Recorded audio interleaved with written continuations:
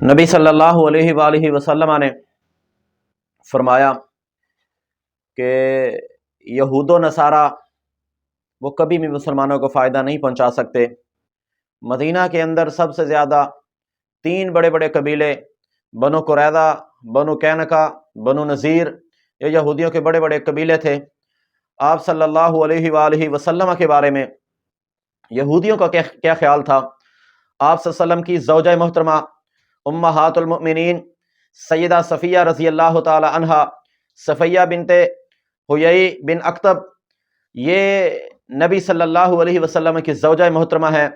یہ بیان کرتی ہیں کہ میرے باپ اور میرے چچا ایک دن نبی صلی اللہ علیہ وسلم کے پاس گئے اور آپ صلی اللہ علیہ وسلم سے باتیں کی، آپ کی نبوت کے بارے میں پوچھا، سوال کیا گیا۔ آپ صلی اللہ علیہ وسلم نے بتائی باتیں۔ جب یہ واپس آئے تو حضرت صفیہ کہتی ہیں میری عادت تھی کہ جب بھی میرے باپ گھر میں داخل ہوتے تو میں باپ کے پاس جاتی، مجھے اٹھاتے، مجھ سے پیار کرتے، محبت کرتے، لیکن اس دن میرے باپ نے مجھے نہیں اٹھایا۔ میں مایوسی کے ساتھ اپنے باپ کے پیچھے چلتی ہوئی آئی۔ میرے ابا جان آ کر کے بیٹھے، آ کے چچا نے پوچھا کہ اے بھائی کیا کہتے ہیں آپ نبی صلی اللہ علیہ وسلم کے بارے میں؟ تو یہ کہتے ہیں حیی بن اکتب کہ نبی صلی اللہ علیہ وسلم تو سچے نبی ہیں، آپ اس طرح زمین کے اوپر، حیی بن اکتب یہ یہودی تھے، تنکا اٹھاتے ہیں تو کہتے ہیں آپ کی نبوت میں، نبی ہونے میں تنکے کے برابر بھی شک نہیں ہے، لیکن نبی صلی اللہ علیہ وسلم پر ایمان نہیں لاتے تھے۔ یہودی آپ کو ہر موقع پر نبی صلی اللہ علیہ وسلم کو آزمائش میں ڈالتے، آپ سے سوال و جواب کرتے، لیکن ایمان نہ لے کر کے آتے۔ تو آپ صلی اللہ علیہ وسلم نے جب یہودیوں سے جنگ کی تو سیدنا صفیہ رضی اللہ عنہا جب وہ قیدی بن کے آئیں تو کسی صحابی کے حصے میں آئی تو صحابی نے کہا یہ سردار کی بیٹی ہے تو یہ نبی صلی اللہ علیہ وسلم کے پاس جانی چاہیے، تو آپ کو یہ ملی، مال غنیمت آیا تو اس کی تقسیم کے دوران یہ نبی صلی اللہ علیہ وسلم کے پاس آئی تو آپ نے ان کو آزاد کر کے پھر دوبارہ آپ نے ان سے نکاح کیا آزاد کرنے کے بعد۔ تو کہنے کا مقصد یہ ہے کہ نبی صلی اللہ علیہ وآلہ وسلم کے ہر موقع پر یہودی سوال و جواب کرتے تھے لیکن ایمان نہیں لاتے تھے۔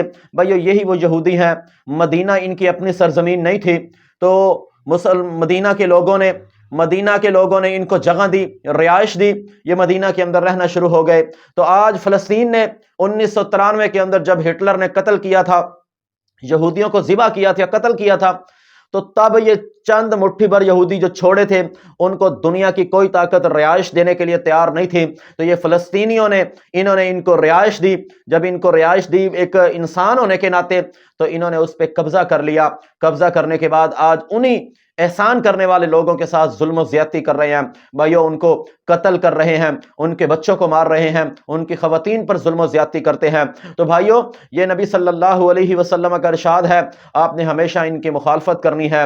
یہ نہ آپ کے دین کے ساتھ مخلص ہیں، نہ یہ آپ کے نبی کے ساتھ مخلص ہیں، یہ نہ آپ کی کتاب قرآن مجید کے ساتھ مخلص ہیں، اور نہ ہی یہ ان مسلمانوں کے ساتھ مخلص ہیں۔ تو بھائیو ہمیں چاہیے کہ ہم اپنے طور طریقے، اپنے رسم و رواج کے اندر ان یہود و نصارہ کی مخالفت کریں۔ اللہ تعالی ہمیں ان یہودیوں کی مخالفت کرنے کی اللہ ہمیں ہمت اور توفیق عطا فرمائے۔ جزاکم اللہ خیرا۔